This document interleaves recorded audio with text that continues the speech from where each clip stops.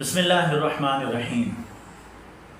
Keep the people trapped in the struggle for daily bread, and they will never question your power, your thief, or your conspiracy.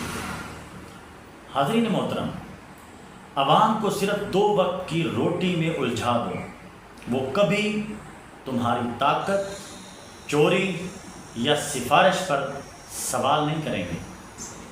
اگر لوگ روزی، بل، علاج، قرض اور نوکری کے پیچھے دوڑتے رہے تو وہ نہ حق مانگیں گے، نہ نظام بدلنے کی ہمت کریں گے۔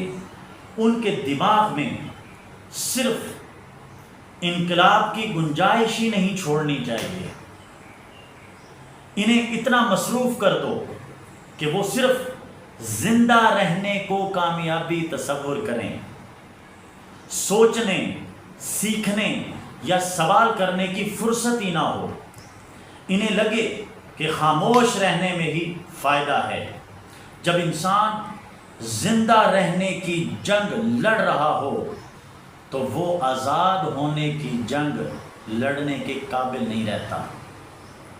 تو آج کا پیغام یہی ہے کہ ہمیں ان فضول باتوں سے نکل کر یہ سوچنا ہوگا کہ انسان کی ترقی کن چیزوں پر ہے۔ والسلام۔